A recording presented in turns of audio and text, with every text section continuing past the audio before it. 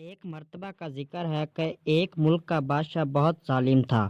وہ رعایا سے ہر وقت عجیب و غریب فرمائشیں کرتا رہتا تھا۔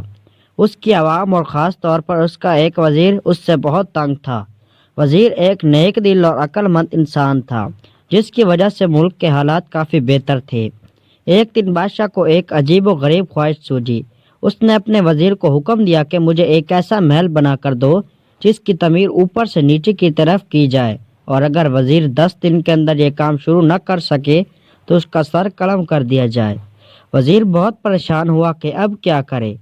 بہرحال جب وہ اپنے گھر پہنچا تو اس نے بیوی کو سارا قصہ سنایا۔ بیوی نے مشورہ دیا کہ اللہ سے مدد طلب کرو۔ وزیر نے فوراً وضو کیا اور 2 نفل پڑھے اور اللہ تعالیٰ سے دعا کی۔ دعا کرتے کرتے وزیر کو نیند آ گئی۔ خواب میں کیا دیکھتا ہے کہ وہ ایک جنگل میں جا رہا ہے کہ اس کو کوئی چمکتی ہوئی چیز ملتی ہے، جسے لے کر وہ بادشاہ کو دیتا ہے اور بادشاہ بہت خوش ہوتا ہے۔ صبح وزیر نے اپنی بیوی کو سارا خواب سنایا تو بیوی نے فوراً کہا کہ جنگل کی طرف جاؤ، وہاں سے تمہیں مدد ملے گی۔ وزیر نے اگلے دن رخت سفر باندھا اور جنگل کی طرف نکل پڑا۔ وہ تھوڑا بہت آرام کرتا اور پھر چل پڑتے۔ چلتے چلتے اس کو 5 دن ہو گئے لیکن کچھ کامیابی نہ ملی۔ اس نے سوچا کہ چلو اب واپس چلتے ہیں، اس مسئلے کا کوئی حل نہیں۔ جب وہ واپس مڑنے لگا تو اچانک اس کی نظر ایک خرگوش پر پڑی جو بیچارے شکنجے میں پھنسا ہوا تھا۔ نیک دل وزیر نے فوراً شکنجے سے خرگوش کو آزاد کرایا اور پھر واپس مڑنے ہی لگا تھا کہ ایک آواز آئی، اے نیک دل انسان، تمہارا بہت شکریہ۔ وزیر حیرت سے مڑا تو کیا دیکھتا ہے کہ ایک چھوٹا سا بونا کھڑا ہے۔ وزیر کے پوچھنے پر اس نے بتایا کہ اس کو ایک جادوگر خرگوش نے بنایا ہوا تھا۔